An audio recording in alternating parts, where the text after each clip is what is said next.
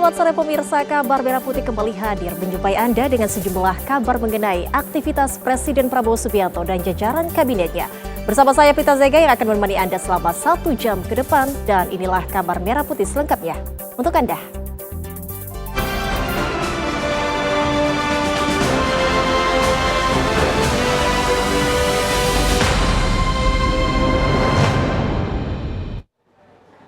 Informasi pertama untuk Anda pemirsa, Presiden Prabowo Subianto hari ini akan melantik Gubernur Bangka Belitung dan Papua Pegunungan di Istana Negara Jakarta. Gubernur dan Wakil Gubernur Bangka Belitung yang dilantik adalah Hidayat Arsani dan Heliana. Sementara Gubernur dan Wakil Gubernur Papua Pegunungan yang dilantik yakni John Tabo dan Ones Pahabol. Pelantikan kedua pasangan gubernur ini dihadiri oleh sejumlah pejabat.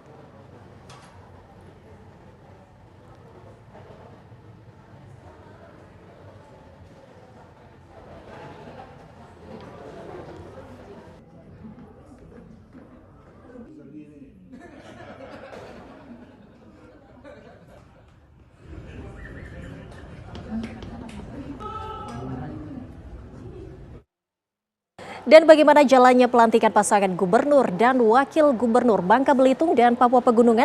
Kita akan tanyakan langsung kepada reporter TV One Haidar Fasyal yang ada di Istana Jakarta. Fasyal, bagaimana jalannya pelantikan pasangan gubernur dan wakil gubernur di sana saat ini? Baik Prita Zega dan juga pemirsa, kami dapat informasikan bahwa betul sekali hari ini Presiden Prabowo Subianto teragendakan akan melakukan pelantikan terhadap 2 gubernur dan wakil gubernur terpilih dari 2 provinsi, yakni Provinsi Papua Pegunungan dan juga Provinsi Kepulauan Bangka Belitung.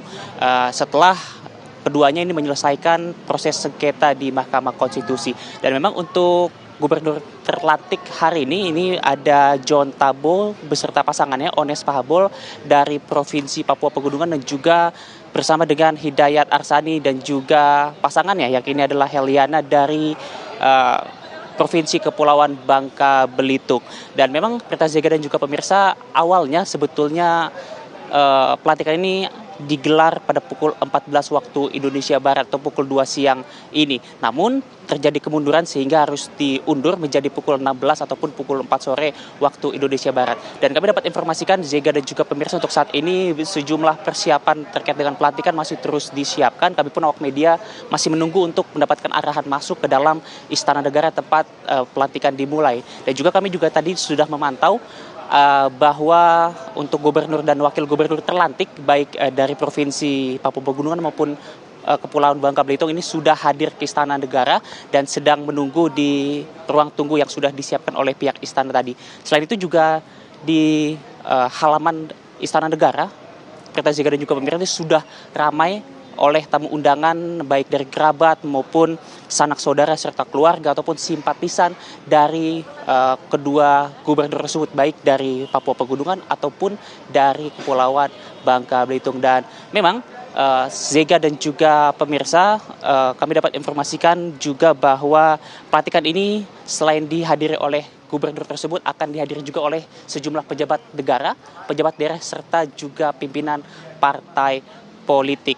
Dan memang terkait dengan pelantikan ini, pemirsa dan juga Prita Zega, pelantikan gubernur Papua Pegunungan dan juga Bangka Belitung ini memang tidak ataupun harus diundur, tidak bersamaan dengan pelantikan serentak yang dilakukan oleh Presiden Prabowo Subianto pada tanggal 21 Februari kemarin, karena memang harus mengalami proses sengketa dan harus diselesaikan melalui putusan Mahkamah Konstitusi. Dan karena putusan sudah keluar dan tidak ada kendala lagi, sehingga hari inilah kedua gubernur tersebut akan dilantik secara langsung oleh Presiden Prabowo Subianto. Saat ini kami terus menunggu Prita Zega dimulainya pelantikan. Untuk sementara demikian, kami kembalikan ke studio. Baik, terima kasih Haidar Fasyal mengabarkan langsung dari Istana Negara. Terima kasih, selamat bertugas kembali. Pemirsa, pasangan gubernur dan wakil gubernur Bangka Belitung dan Papua Pegunungan terpilih baru dilantik di Istana Negara Jakarta. Kedua pasangan gubernur dan wakil gubernur tersebut baru dilantik lantaran sempat ada sengketa dan menunggu putusan Mahkamah Konstitusi.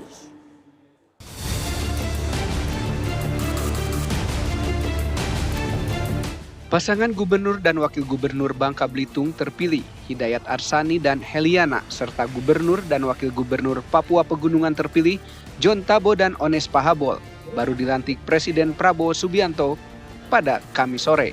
Berdasarkan keterangan tertulis atau pernyataan Yusuf Permana selaku Deputi Bidang Protokol, Pers dan Media Sekretariat Presiden, menyatakan bahwa pelantikan ini merupakan bagian dari proses konstitusional dan mencerminkan komitmen kuat pemerintah dalam menciptakan pemerintah daerah yang efektif, efisien, transparan, dan berorientasi pada pelayanan publik. Pelantikan kedua pasangan gubernur ini baru dilakukan karena mereka mengalami sengketa dan harus diselesaikan melalui putusan Mahkamah Konstitusi atau MK. Dalam putusannya, MK menolak perkara sengketa hasil pilkada untuk Kepulauan Bangka Belitung dan tidak dapat menerima perkara sengketa hasil pilkada untuk Papua Pegunungan. Sebelumnya, Presiden Prabowo Subianto telah melantik 961 kepala daerah yang tidak bersengketa di istana. Dari 96 kepala daerah yang dilantik terdiri dari 33 gubernur dan 33 wakil gubernur, 363 bupati dan wakil bupati, 85 wali kota dan wakil wali kota. Pelantikan tersebut dilaksanakan secara serentak pada 20 Januari lalu. Dari Jakarta, tim TV One mengabarkan. Pemirsa, DPR kembali membuka sidang ke-17 masa persidangan 3 2024-2025 dengan rapat paripurna. Rapat paripurna pembukaan masa sidang ke-17 dipimpin oleh Wakil Ketua DPR RI Sufmi Dasko Ahmad, didampingi Wakil Ketua DPR lain yakni Saan Mustafa dan Adis Kadir. Dalam pidatonya, Sufmi Dasko Ahmad mengapresiasi kinerja pemerintah, TNI, Polri, dan seluruh pihak yang telah bekerja keras sehingga rakyat Indonesia dapat mudik berjalan lancar. Selain itu, Dasko juga menyinggung tantangan perekonomian global dan peran tarif perdagangan.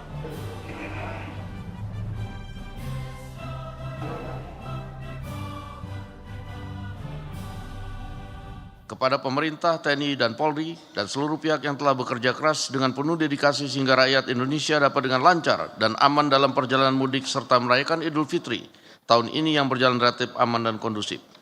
Sidang Dewan yang terhormat, pada saat ini kita dihadapkan pada tantangan perekonomian global yang sedang bergejolak, perang tarif perdagangan, konflik geopolitik yang masih tinggi, dan dinamika global lainnya yang dapat berdampak pada kondisi dalam negeri baik secara ekonomi, politik, sosial, dan budaya.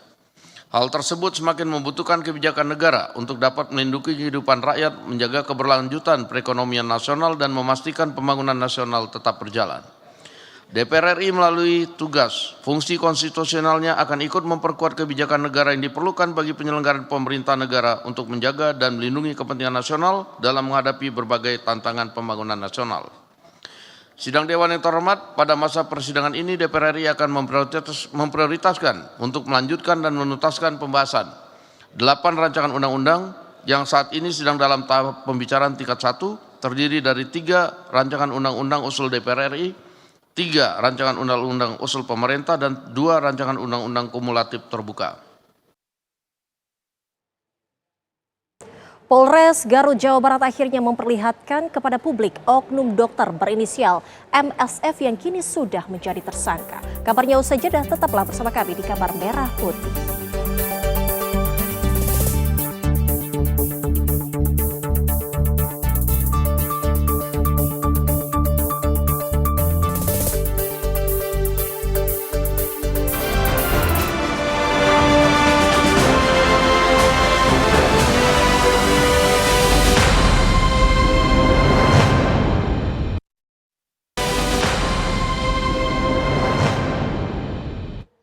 Anda kembali menyaksikan Kabar Merah Putih. Pemirsa, Polres Garut, Jawa Barat akhirnya memperlihatkan kepada publik oknum dokter berinisial MSF yang kini sudah menjadi tersangka kasus kejahatan seksual.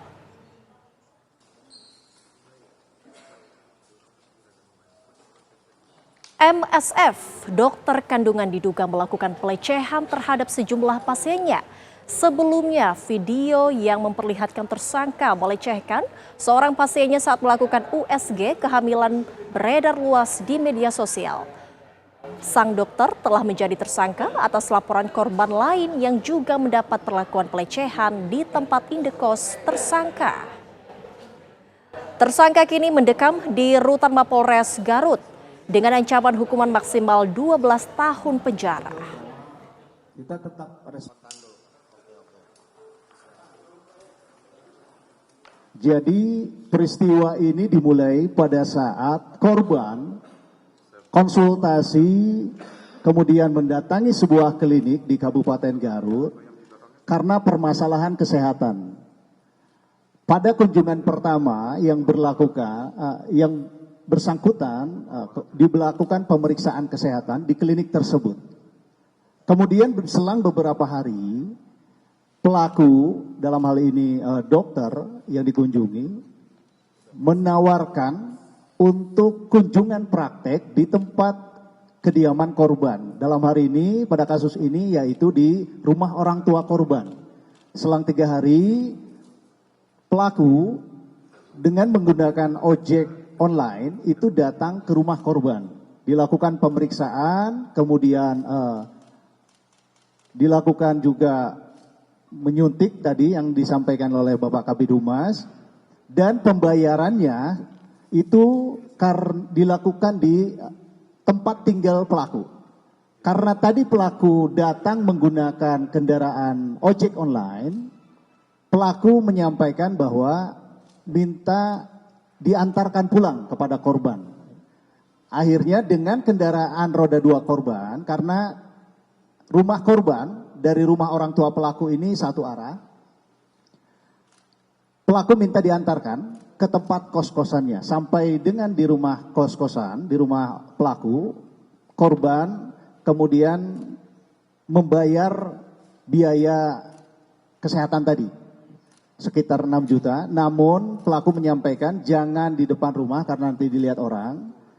Kemudian pelaku menawarkan untuk pembayaran itu dilakukan di dalam rumah. Ketika terjadi di dalam rumah, pelaku mengunci pintu, kemudian mendekati korban, sampai akhirnya si korban berusaha melawan dan menendang. Akhirnya pelaku keluar dan pergi. Kita menuju ke Putri Sofia yang saat ini berada di Mapolres Garut, Jawa Barat. Putri Sofia, selamat sore. Kira-kira apa perkembangan terbaru dari kasus pelecehan ini dari sana? Silakan.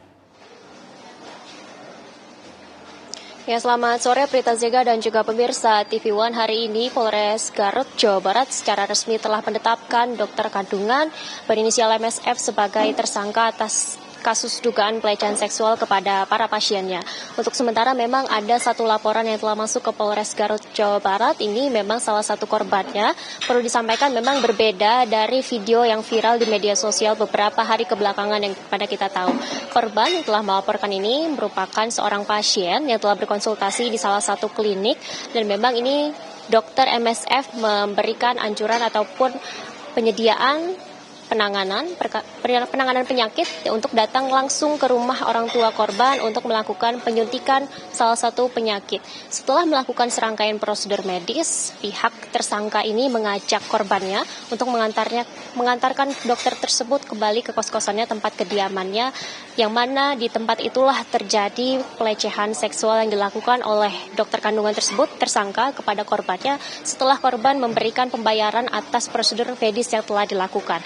Dan memang dari aksi tersebut, kini tersangka yang merupakan dokter MSF telah mendekam di rutan Mapolres Garut, Jawa Barat. Dan untuk sementara memang ada beberapa undang-undang yang disangkakan kepada korban, yakni Undang-Undang Tindak Pidana Kekerasan Seksual dan juga Undang-Undang Kesehatan, mengingat kasus pelecehan seksual ini terjadi di ranah kesehatan yang merupakan tersangkanya juga merupakan seorang dokter kandungan. Dan memang untuk sementara pihak dari Ikatan Dokter Indonesia Cabang Garut juga telah berkolaborasi nantinya juga dengan pemerintah daerah Kota Garut, dan untuk mendorong mungkin para korban yang masih belum melaporkan apabila merasa menjadi korban dari dokter berinisial MSF ini. Dan memang untuk sementara Dari pihak Polres Garut, Jawa Barat ini juga telah mengamankan beberapa barang bukti, salah satunya adalah salinan dari video CCTV yang berada di klinik tersebut yang memperlihatkan dokter MSF ini melakukan pelecehan seksual kepada pasiennya. Selain itu ada juga barang bukti berupa pakaian yang dipakai oleh korban pada saat kejadian pelecehan seksual terjadi di kos milik tersangka.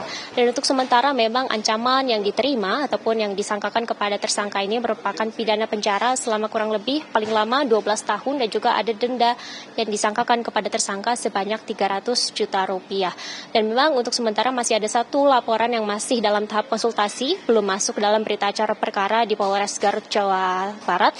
Dan sementara memang untuk pengakuan dari tersangka sendiri, dia mengaku telah melakukan aksi bejatnya ini selama 4 kali dengan 4 korban yang berbeda. Ini artinya masih ada beberapa korban yang belum melaporkan tindak pidana pelecehan seksual ini kepada pihak kepolisian. Untuk sementara demikian berita Zega, kami kembalikan ke Anda di studio. Baik, terima kasih laporan lengkapnya dari Garut, Jawa Barat. Putri Sofia, selamat bertugas kembali. Sebelumnya pemirsa, Majelis Kehormatan Disiplin Kedokteran Indonesia mendatangi Polres Garut, Jawa Barat.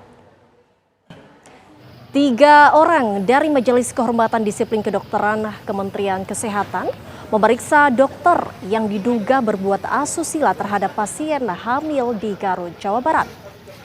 Hasil pemeriksaan dan rekomendasi dari Majelis Kehormatan Disiplin Kedokteran menjadi rujukan penyidik kepolisian. Menurut pasal 308 Undang-Undang Kesehatan, penyidik kepolisian memerlukan putusan rekomendasi Majelis Kehormatan Disiplin Kedokteran untuk melengkapi berita acara pemeriksaan.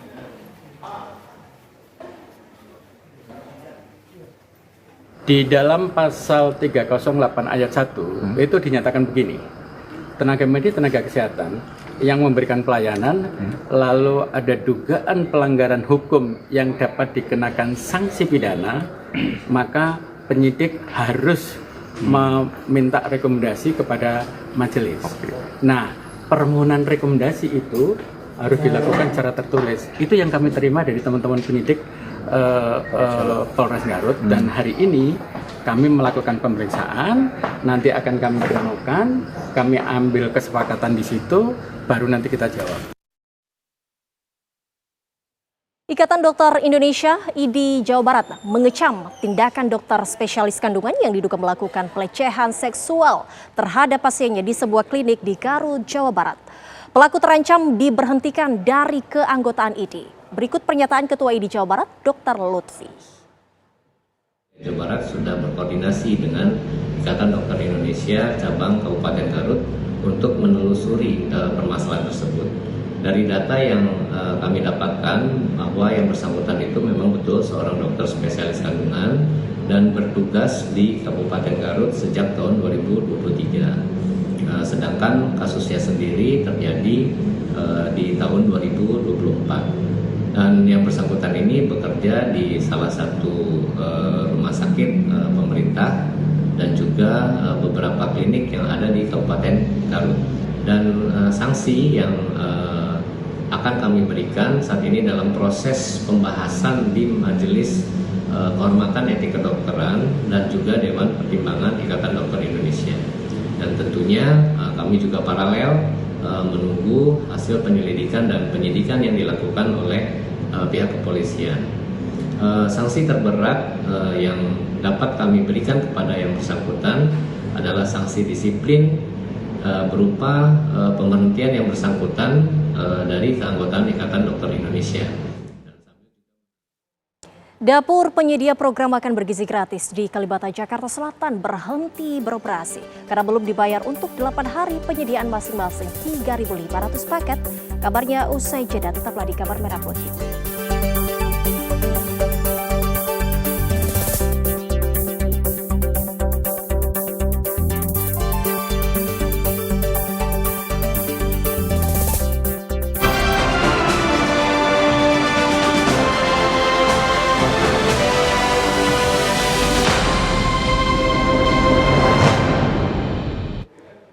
Kabar Merah Putih kembali untuk Anda. Pemirsa, Kepala Badan Penyelenggara Jaminan Produk Halal, Babe Haikal melakukan kunjungan ke dapur makanan bergizi di Cakung, Jakarta Timur. Kunjungan ini untuk memastikan makanan yang didistribusikan kepada siswa sekolah telah memenuhi standar kehalalan dan gizi. Dapur MBG milik Yayasan Salman Peduli Berkarya di Cakung ini menjadi salah satu dapur percontohan dalam program nasional makanan bergizi. Sebanyak 2 kloter makanan didistribusikan hari ini. Pada pukul 06.30 waktu Indonesia Barat sebanyak 1.640 porsi dan pada pukul 10 waktu Indonesia Barat sebanyak 1.419 porsi. Adapun menu yang dibagikan meliputi ayam goreng, capcay, susu, dan buah pisang. Dapur ini melayani pengiriman untuk SD Negeri 06 dan 07 Cakung dan menjadi salah satu dari 55 dapur yang telah beroperasi di seluruh Indonesia. Usai meninjau dapur, Babe Haikal melakukan kunjungan langsung ke sekolah untuk melihat penyaluran dan kualitas konsumsi siswa di lapangan.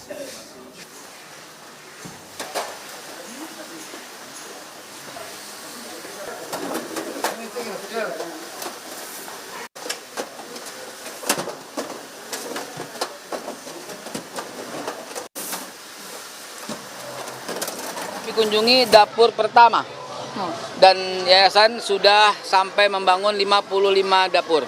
Semuanya lancar, aman sentosa. Dari pemerintah pun aman, lancar, sentosa. Nggak ada yang terhambat-hambat, betul? Betul ya? Betul semua ya? Pemirsa, dapur penyedia program makan bergizi gratis di Kalibata, Jakarta Selatan berhenti beroperasi karena belum dibayar untuk 8 hari penyediaan, masing-masing 3.500 paket. Pemilik dapur melaporkan hal ini ke Polres Jakarta Selatan.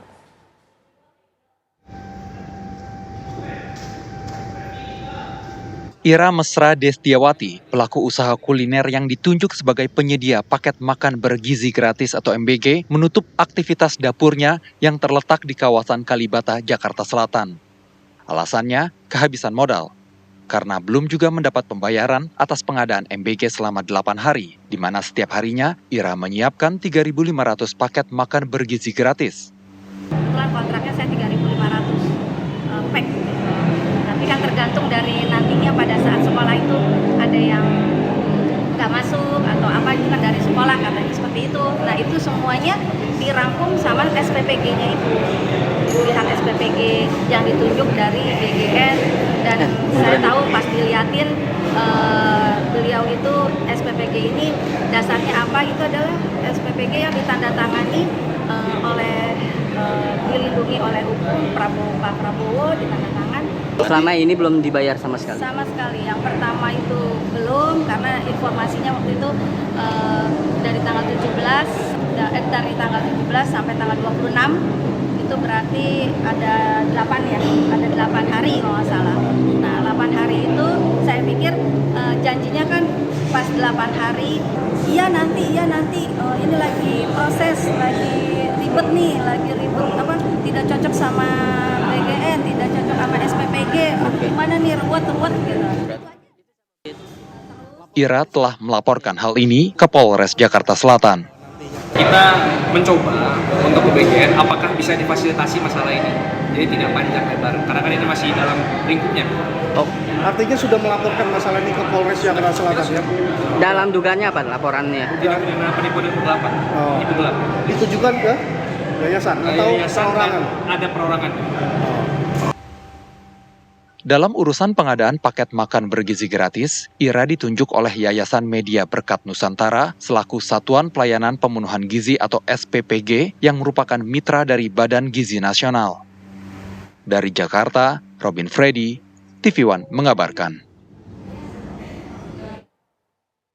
Kepala Badan Gizi Nasional Dadan Hindayana menyatakan kasus yang terjadi di Kalibata adalah murni permasalahan internal mitra penyedia makan bergizi gratis. Karena saat ini sistem pembayaran tidak lagi menggunakan sistem reimburse, melainkan Badan Gizi Nasional yang memberi pembayaran di muka kepada mitra untuk penyediaan MBG selama 10 hari ke depan. Gizi memutuskan untuk tidak membuka makan bergizi dulu sampai tanggal 14. Kenapa? Karena kesempatan untuk melunasi semua tagihan itu dan kemudian membuat satu pola baru di mana uang itu bukan dikeluarkan dulu oleh mitra, tetapi Badan Gizi memberikan uang muka untuk 10 hari kemudian. Jadi usulan uang itu selama ini mitra dengan kepala SPPG membuat proposal untuk 10 hari ke depan, oleh Badan Gizi kemudian diverifikasi, nah kemudian keluarlah nanti kalau disetujui SP2D, surat perintah membayar.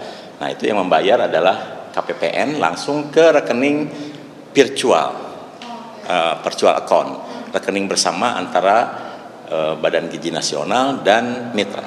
Nah kemudian nanti setelah 10 hari dipertanggungjawabkan. Nah kemudian setelah 10 hari selesai mengusulkan lagi untuk dipertanggungjawabkan lagi. Dan ada dua komponen yang sifatnya at cost, yaitu komponen bahan baku dan operasional. Ini kasus yang terjadi di Kalibata kan? Nah itu murni internal mitra. Jadi semua kewajiban Badan Gizi sudah selesai kepada mitra tersebut, dan bahkan untuk 10 hari ke depan kita sudah masukkan uang untuk operasi. Nah ini terjadi masalah karena antara mitra yang di mana ada pemilik fasilitas dan yayasan belum sepakat terkait dengan bagaimana mempertanggungjawabkan uang itu. Jadi nggak ada urusannya dengan Badan Gizi, karena Badan Gizi sudah menyelesaikan masalahnya, sudah menyelesaikan kewajibannya.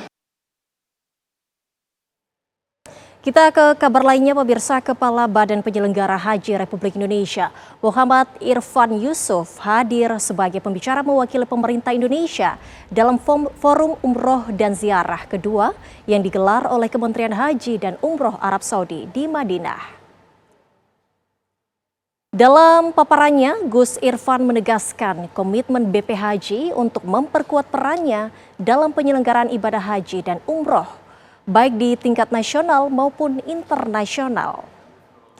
Ia juga memaparkan inisiatif konkret dalam konteks kerjasama bilateral, khususnya pemanfaatan momentum musim haji untuk mendorong pertukaran wisata antar negara.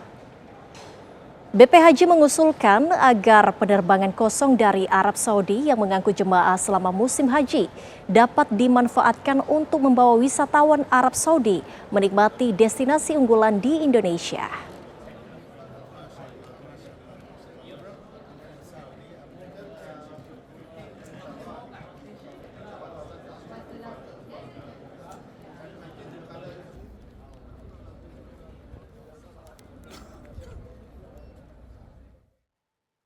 Pemerintah Arab Saudi mewajibkan seluruh calon jemaah haji Indonesia agar melakukan vaksinasi meningitis dan polio sebagai syarat kesehatan sebelum berangkat ke Tanah Suci.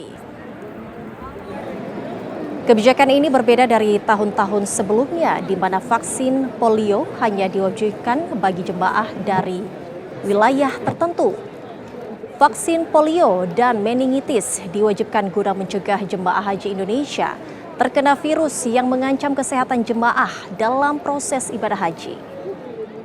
Kementerian Kesehatan Republik Indonesia telah mendistribusikan vaksin polio dan meningitis ke seluruh wilayah Indonesia, termasuk daerah non-endemi, untuk memastikan seluruh jemaah dapat mengakses vaksinasi ini.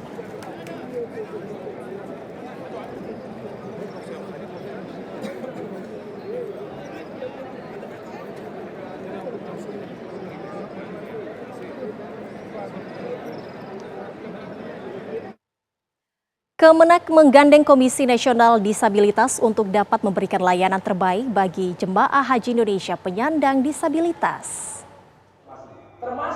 Dalam kegiatan bimbingan teknis yang digelar di Asrama Haji Pondok Gede, petugas PPIH mendapatkan pembekalan mendalam tentang cara penanganan jemaah haji disabilitas. Hal itu bagian dari upaya meningkatkan kualitas pelayanan haji. Setiap petugas menjadi garda depan dalam menegakkan nilai kesetaraan dan penghormatan bagi semua jemaah. Pertanyaan gini, saya ini serba salah deh kalau ketemu penyandang disabilitas. Saya mestinya kita akan membekali, tetapi tadi sudah disampaikan ya. Informasi lainnya untuk Anda pemirsa, Kementerian Perdagangan menyita ratusan ribu barang ilegal senilai 15 miliar rupiah.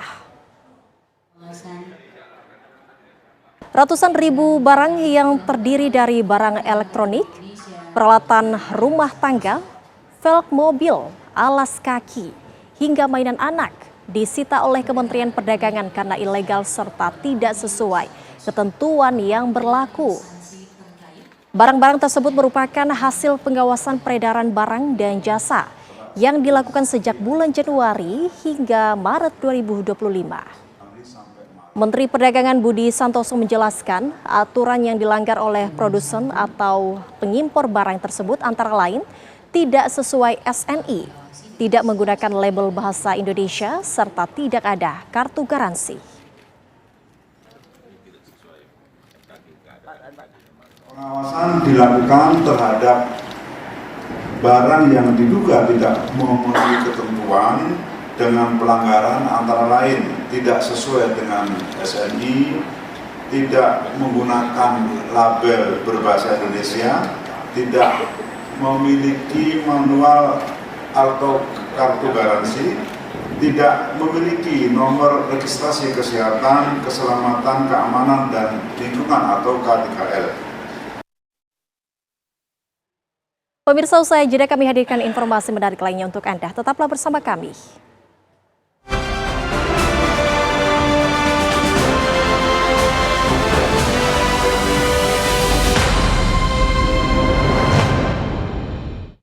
Anda kembali di Kabar Merah Putih.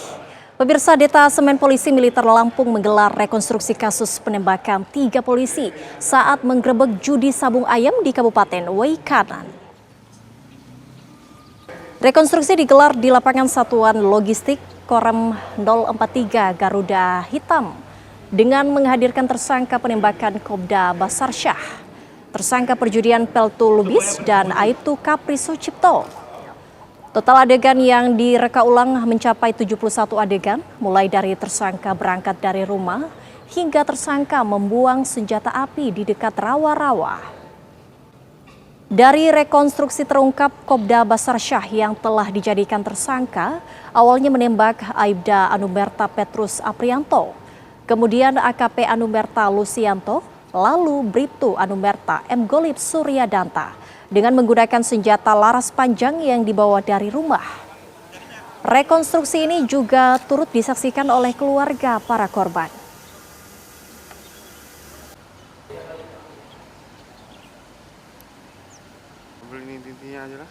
Awal tadi kita terlalu banyak. Pemirsa, kericuhan mengawali sidang lanjutan terdakwa Hasto Kristianto hari ini di Pengadilan Tindak Pidana Korupsi Tipikor. Ini satu nih. Buka bajunya. Ini satu. Ini satu. Bawa.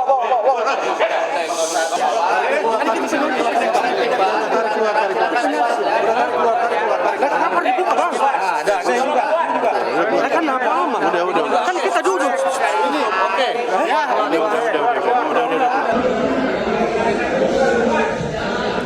Inilah yang terjadi pagi tadi ketika sidang lanjutan Hasto Kristianto belum lagi dimulai.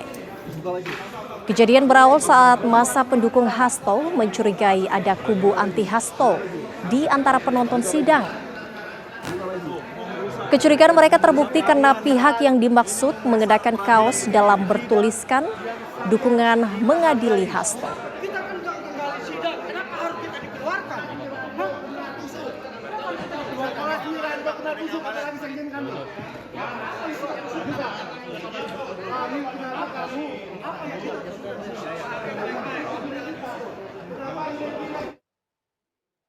Pemirsa, sebanyak 3.676 orang lebih CPNS dan P3K dari 40 kecamatan se-Kabupaten Bogor dilantik oleh Bupati Bogor.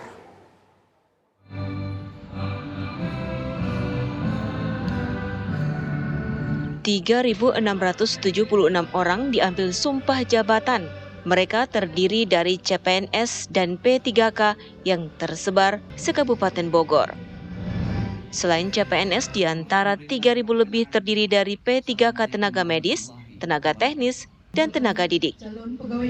Momen ini disambut bahagia bagi para peserta yang sebelumnya berstatus honorer. Pengangkatan kali ini merupakan yang terbesar kedua di Indonesia sejak tahun 2025. Kabupaten Bogor sudah menyiapkan anggaran untuk pengangkatan tahap pertama ini. Bersyukur Pak, alhamdulillah pada Allah Subhanahu wa taala. Ya, terima kasih juga kepada pemerintah ya Pak ya. Jumlah intinya mah sudah diangkat, alhamdulillah Pak.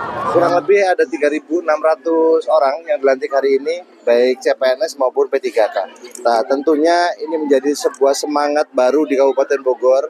Ada 3.600 personil, walaupun lama dilantik kembali, maka dengan semangat baru kita sama-sama membangun Kabupaten Bogor yang merupakan salah satu kabupaten dengan jumlah penduduk terbesar seprovinsi Jawa Barat.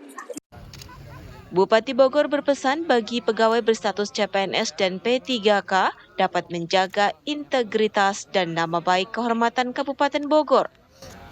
Rudi juga mengimbau agar dapat secara bijak melakukan langkah usai mendapat surat keputusan pengangkatan.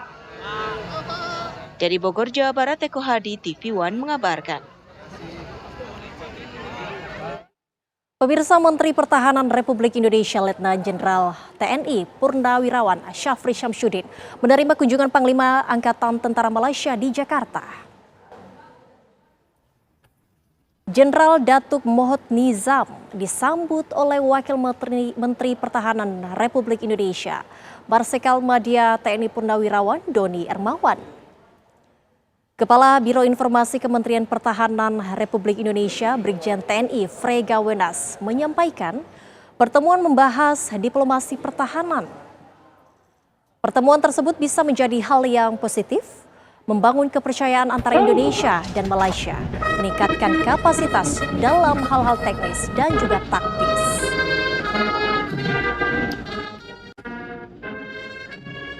Sebagai negara tetangga, kemudian kita juga sebagai satu rumpun, Malaysia dan Indonesia, itu ingin terus membangun kerjasama baik di pertahanan maupun militer.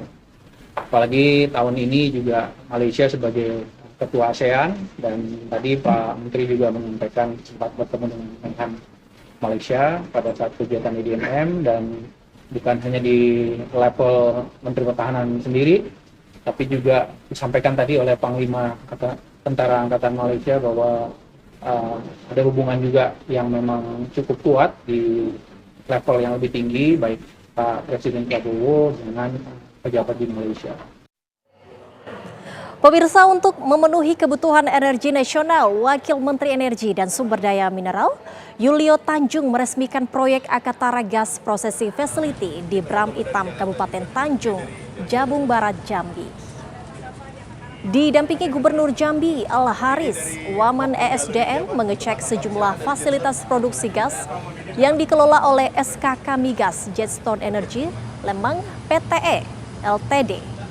Wilayah Provinsi Jambi sebagai salah satu daerah penyangga ketahanan energi nasional diharapkan mampu memenuhi kebutuhan gas LPG maupun penyaluran gas sebagai pembangkit listrik PLN. Saat ini pemerintah tengah mendorong ketersediaan energi secara nasional untuk meningkatkan aktivitas ekonomi masyarakat. Selain itu, ketersediaan gas ini juga dapat meningkatkan penerimaan negara.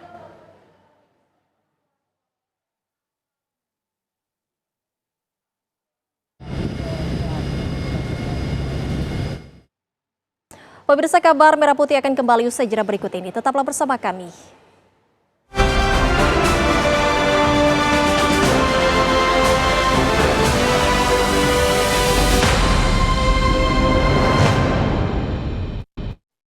Pemirsa, Kementerian Pertahanan membantah kabar tentang rencana Rusia meminjam pangkalan udara untuk menempatkan pesawat militer Rusia di Papua. Media internasional belakangan ramai memberitakan rencana Rusia untuk bisa menempatkan pesawat militernya di Pangkalan Udara Manuhua di Biak Numfor, Papua. Namun hal itu langsung diklarifikasi oleh Kementerian Pertahanan. Juru bicara Kementerian Pertahanan, Frega Ferdinand Wenas Inkriwang, mengatakan tidak ada sama sekali penawaran untuk peminjaman pangkalan udara di Indonesia. Menurut Frega, Indonesia mengadopsi politik bebas aktif yang berusaha berkawan dengan seluruh negara. Pemerintah tak ingin kebijakan yang dibuat menciderai hubungan dengan negara lain.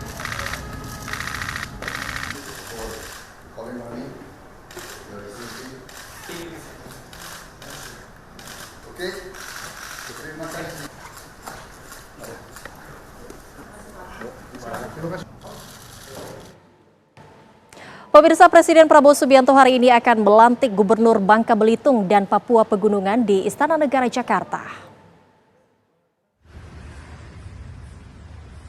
Gubernur dan Wakil Gubernur Bangka Belitung yang dilantik adalah Hidayat Arsani dan Heliana.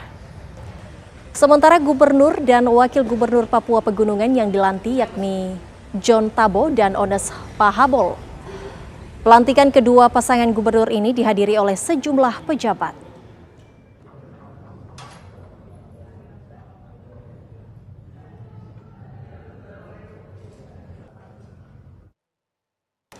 Pasangan gubernur dan wakil gubernur Bangka Belitung dan Papua Pegunungan terpilih baru dilantik di Istana Negara Jakarta.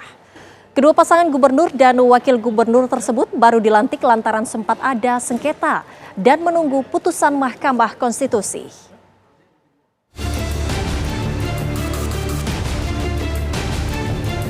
Pasangan gubernur dan wakil gubernur Bangka Belitung terpilih, Hidayat Arsani dan Heliana, serta gubernur dan wakil gubernur Papua Pegunungan terpilih, John Tabo dan Ones Pahabol, baru dilantik Presiden Prabowo Subianto pada Kamis sore. Berdasarkan keterangan tertulis atau pernyataan Yusuf Permana selaku Deputi Bidang Protokol, Pers dan Media Sekretariat Presiden, menyatakan bahwa pelantikan ini merupakan bagian dari proses konstitusional dan mencerminkan komitmen kuat pemerintah dalam menciptakan pemerintah daerah yang efektif, efisien, transparan, dan berorientasi pada pelayanan publik. Pelantikan kedua pasangan gubernur ini baru dilakukan karena mereka mengalami sengketa dan harus diselesaikan melalui putusan Mahkamah Konstitusi atau MK. Dalam putusannya, MK menolak perkara sengketa hasil pilkada untuk Kepulauan Bangka Belitung dan tidak dapat menerima perkara sengketa hasil pilkada untuk Papua Pegunungan. Sebelumnya, Presiden Prabowo Subianto telah melantik 961 kepala daerah yang tidak bersengketa di istana. Dari 96 kepala daerah yang dilantik terdiri dari 33 gubernur dan 33 wakil gubernur, 363 bupati dan wakil bupati, 85 wali kota dan wakil wali kota. Pelantikan tersebut dilaksanakan secara serentak pada 20 Januari lalu. Dari Jakarta, tim TV One mengabarkan.